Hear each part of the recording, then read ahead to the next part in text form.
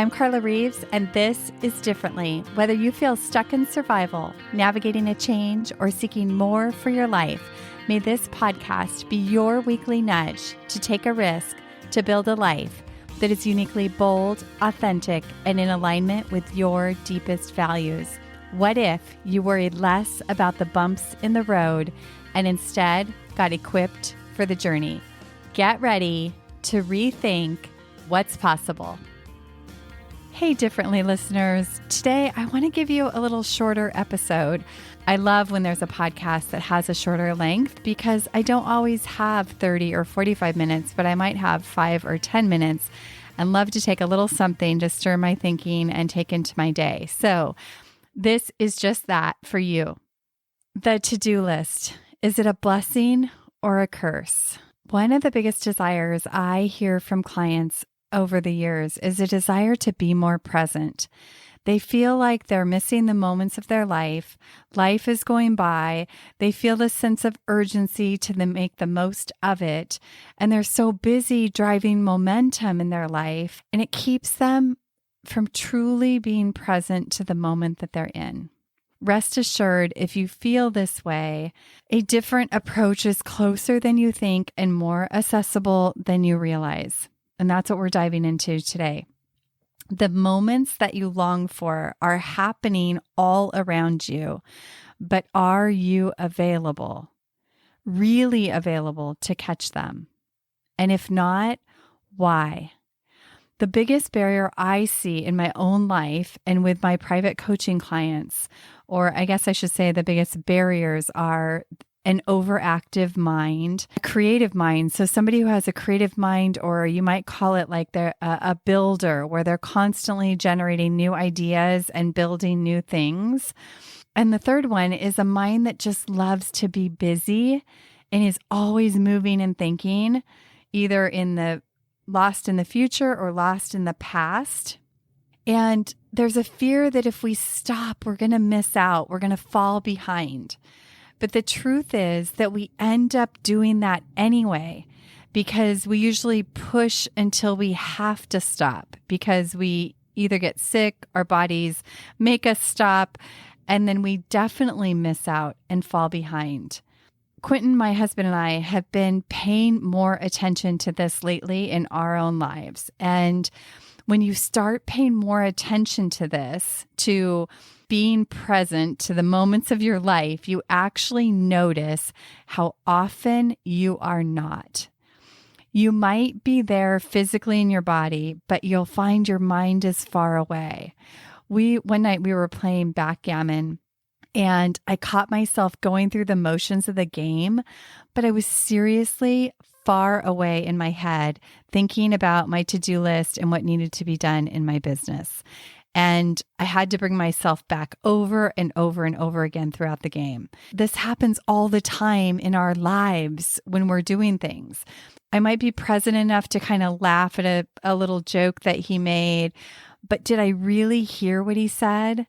Or did I miss a subtle, loving gesture or a look he made my way? Did I miss a move that I could have won the game? Did I actually really experience and even enjoy the game, or was I half in and half out?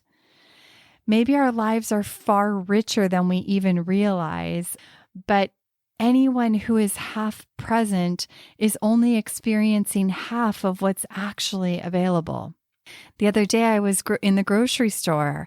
I caught myself, I had to just pause in my tracks and lift my head up and just look around and actually make eye contact with the people around me, because I had been just in autopilot, going through the motions, lost in my head and my grocery list and what I needed to get, and not really paying attention. As I lifted my head and looked around, I practiced the rest of the trip to make sure that I connected with people, and I smiled, and I, was on the lookout for an elderly person who maybe needed me to lend a hand, or somebody else that needed me to lend a hand, where when I'm half unconscious, I might be missing opportunities like that. Honestly, it was a completely different experience, and these opportunities are everywhere for us.